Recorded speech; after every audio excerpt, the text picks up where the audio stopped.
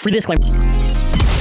Hello everyone, we have got some breaking news on Beyblade UX, and in this video you'll be finding out everything you need to know on these bays. Now before we continue with the video, mallofbays.com. Now we have restock. Now obviously the disclaimer right now, I put it as back order, and I have explained basically how the process works in each of the description stuff. We have restocked on 01 to 03 and also the 04 stuff, so check it out. It is an optional way to support the channel. I appreciate any support regardless. Most likely I'll have a tentative update later this week, so that way I'll adjust it just in case I am a little bit more aware, and I do appreciate all the support on our store either way. But we gotta talk about UX because they dropped commercials, we got visuals proper on the bays, full part gimmick and everything, and let's get right into it. So the first thing I want to go over actually is this. This is a release that is actually the real annoyance here, because they swapped this release in UX04, because in April there's supposed to be a BXG04, and the stadium set that was the UX04, funny enough, they swapped it around. So instead now the UX04 set, which this is a last minute decision by Takara Tomy, it was scheduled for March and they moved it. They swapped these two releases. This is anyways a B4 store exclusive. The only way to get this is in a Japanese Toys R Us. Very gonna be tough to even obtain this thing. Now, it's just a shark cage with a nice blue coat and all that stuff, but it does look pretty nice visually. You know, I like the paint in it. The red, we'll debate that in the comments. It's a pretty cool blue painted blade. I'm all for it. The blade looks very nice. These also look like IRL pictures. If this is a render, that's a damn good render then, because damn, that's I know for sure. That part's the render. It comes with a 560 and a gear flat. 560, the pure white, I'm not feeling it. The nice little blue looks pretty nice. And this feels like it could just be like a rare bay almost. Like this was maybe thought to be a rare bay and then they just decided, nah, we'll put it as that. But it looks really beautiful. Let me go back. It looks really beautiful. And we're gonna finally answer, what is the difference between the UX and the BX? You know, why do they call it one way or over the other? So the bays in UX are specialized to unique gimmick and aspect, but for the entire line, essentially the difference is that instead of there being metal prongs that hold it together, it is plastic prongs for the launcher hook. So the idea here is now that the weight distribution is now outwards weight distribution. Now that's the specific thing for the entire line. The blades in particular are focused on a specialized aspect, so it's not like, the only bay I think that's particularly about outwards weight distribution, because obviously the metal is moved now to the blade, is particularly Wizard Rod. That is the only one in particular where it pertains to that gimmick. But essentially, each of these bays, I want you to think of the marketing that has basically been done in Beyblade Burst Ultimate or in the Maximum series of Metal Fight. That is essentially what this is. So we're gonna kind of progress from there and kind of go on to the next bay, which is dun dun dun. It is Dran Buster 160 XL. The returning burst name of that part, but at least it makes sense here. So the idea here is basically a one-hit kill. It will murder the opponent with its specialty being specialized in like a one-hit kill, or you can say a one-hit kill. Just it's gonna hit you really, really hard and kill you. So hey, I mean, hey, fair enough, eh? Fair enough. Which, let's be honest now, you know, this thing, it basically is Excalibur, but in the Beyblade X lineup.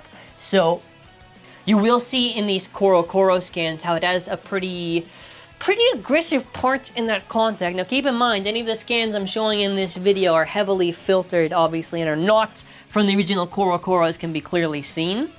But we'll kind of move from here to the actual bay itself, and particularly the blade, how it describes it. So, one, it looks absolutely crazy to look at. Crazy. So basically, it's just a thing where, because it's so huge, and because where the blade is obviously protruding, it's this idea that's going to be blowing away your opponents in one hit which I will be doing, probably similar to the Zyphoid, a marathon trying to see how true is that. Although seeing a demo video, it does look pretty nuts to say the least. And as we move on from there, because listen, the blade, you know, we just seen it. I do also kind of like the design of these bays a bit. I really love the Dran Buster's design. You actually see the X on it, which I think looks really cool. Yeah, I guess X for extreme, right? So for the other parts of Dran Buster, you do have your new ratchet, which is 160. So it's basically just focused on, it's like the same idea of Excalibur. It's focused onto that one point. So when you are doing that impact, all that kind of weight is pushed to that moment. So that way you can just, you know, kind of just slap it out. And the last one, which is a little bit interesting, is our new bit, which is XL. So XL's gimmick is pretty interesting. For starters, the one thing in particular that's very interesting about this is that compared to the regular flat tip, it has a total of what, like 16 gears or something like that? It has a large amount of gears. So basically with that, it's going to be focused a lot more, like basically what you're going to see is it's going to be focused a lot more on the intense speed and the actual insane attack power. Like when you compare this to regular flat, you'll basically have it where it goes a lot faster and it goes a lot deadlier. Of course, your trade-off for this, for being a lot more faster and deadlier, is probably going to be a risk of self-KO and obviously stamina, but I'm very curious to see how self-destructive this is and how useful this will be actually in battle as we move on from there, because, you know, we basically seen everything we need to with the Dran Buster. My overall prediction for this blade is just going to be the idea that I think it's going to probably be your strongest attacker in Beyblade X, but it'll probably be something where it's like Shark Edge, where Shark Edge will nuke opponents, but the stamina will probably die off. I do think this will be a pretty fearsome blade, just based on shape and shape alone. Like, it looks very, very promising. Like, you're gonna have to do a lot of convincing to somehow make me think it's got to be bad in any possible, like really bad. Like the shape is already very, very promising, and we have more shots, by the way, that we'll be going over in a moment. But definitely let me know your thoughts on that Dran Buster right there. Before I almost said that Dran Dagger, haha. Moving on to the next blade we're gonna be talking about, it is Hell's Hammer. So Hell's Hammer is specialized in smashing into its opponent. Now, specifically, I believe this is called Force Smash. Now, the idea with that is that it's basically hitting you, but it's going to be like, instead of like upper attack, it's like, it's pushing you down towards the stadium. I believe that's the whole purpose of it. So it'll keep like hitting you, but you'll go down to the stadium floor. So you can kind of see that idea of it there. And the bit's, by the way, called Hexa, which I thought, oh, well, I did assume it probably would be called that. Just like Octa, Hexa. But you can basically kind of see already with the shape. It does have a pretty good shape, and the blade does look very, very thick. So I'm expecting pretty good things from it. Even though it's a balance type, they literally just describe this thing as an attack type. Like, its description for the blade here, it's just thick blades. It's gonna, like, murder the bays onto the stadium floor. That's about it for the description on the Hell's Hammer. Like, it's in literal sake of the name. It's just a hammer that smashes you down. After that, it's 370. I have no special thoughts to 370. We'll see what happens if that height matters a lot. Maybe there'll be a thing where the bit can be locked a little bit better or something like that. Speaking of which, we do have Hexa. So the way Hexa is kind of described, I guess the idea is it's not supposed to tilt that much, and it's trying to maintain its stability or something like that. Like, the idea, I think it's supposed to basically have this where it's maintaining kind of the stance that it has, so that way it can continue to kind of do the work that it needs to do. That's what I'm assuming, because I'm even double checking to be sure on this one. A very odd bit that I have no particular feeling towards. It does have also, I believe, the same amount of gears as that Dran, but actually, if you even look at it compared to the regular taper, it does look very, very goofy. And because of all those gears, I can imagine that probably this will be something where it'll maybe be, it could, and listen, it's a little bit clocked, I'm not gonna lie to you. Maybe it could be using the extreme dash ability, and maybe it could be stable to maybe use that aggression against the other stuff. I'm not really too sure. I'll be real with you. I gotta be honest here. The bit, not really feeling it for Hell's Hammer. If someone wants to convince me that maybe Hexa could have some use, obviously we gotta wait and see for testings, obviously. But yeah, I don't really have any real reason to be that excited for the bit, at least. The blade looks super, super promising on... I'll be honest, it's really just telling you it's the blade. It's really just the blade that's really like, that's the eye-catching thing for me. Hell's Hammer seems promising for the blade itself, just for probably attack combos. Now, this is the only one, alright, the only one where they basically talk about OWD in particular, where it pertains to it. It's got an outer center of gravity. It's basically just specialized in endurance, centrifugal force, and it's stamina. It's gonna have good stamina. That's all these terms. It's gonna have good stamina. That's basically how they describe it in the marketing, in particular. Even when you look at it, it does look like this could be a blade where they're like, Hellscythe had its shine. We need to make a stamina blade that actually matters. So they're trying to bring back Wizard to make it relevant. And honestly, I mean, Wizard seems the most promising out of the three, in all honesty, at least for what I think could be mostly useful, because the blade looks like it's going to have a good shape for stamina. In the blade in particular, its gimmick is just... It's got 5 large blades on it. Kind of reminds me of like the Leon Claw shape, the Shining Materia shape. It just looks like it's going to be good for stamina. It's got a very rounded off shape. Even if they gave this a gap, you just put on like a low height on an orb thing, you tilt, and you'll probably be fine. Funny enough, this also comes with a 570, and again, unless there's some, I mean, it looks very pretty, don't get me wrong, unless there's some reason for me to care about the height, I don't really know, but we do have our bit, and the bit, I think, is the scariest thing out of all this. Disc ball, it's just if you got the ball bit and you gave it a wide guard support.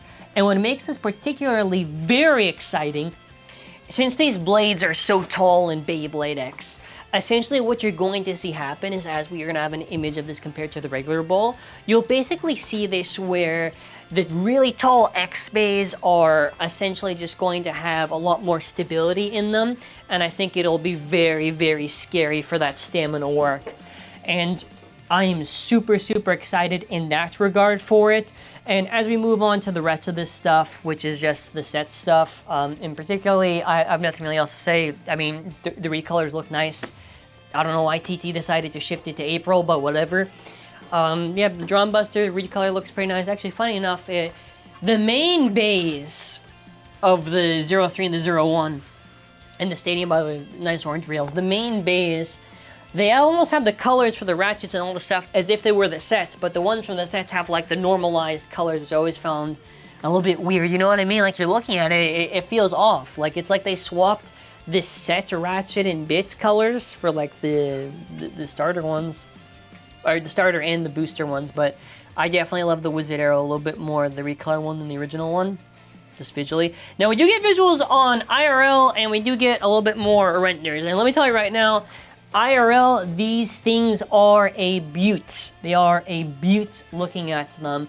They obviously show off Dran Buster right here, and dude, I want you to pause the video and go see how thick that blade is. Look at it. It's a pretty meaty blade. Even if, let's say, even if they hollow it out, whatever. I don't know, because especially after Unicorn Sting, I can't trust if something's hollowed out anymore. It's just, I can't tell anymore. The 3 blades, by the way, IRL, they look good. Like, really, really damn good. Like, I am really loving these bays.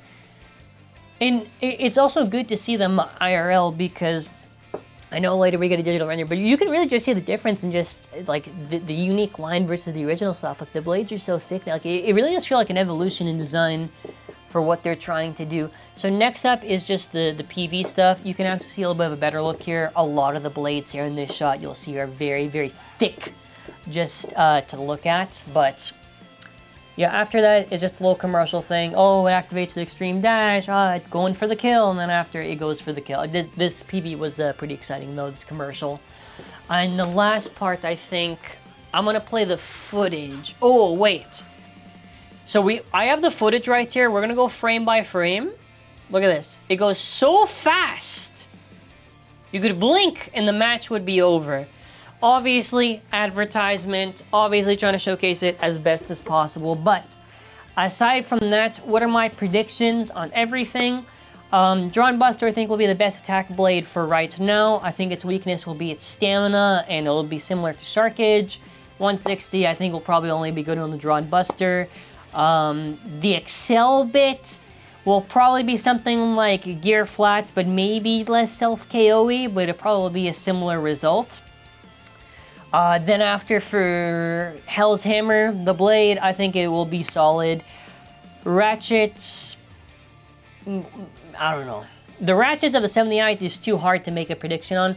Hexa, probably not going to work for the intended purpose. Probably not going to really get used. Or if it does get used, fair enough. Wizard, I think, will probably be right at the top for stamina blades.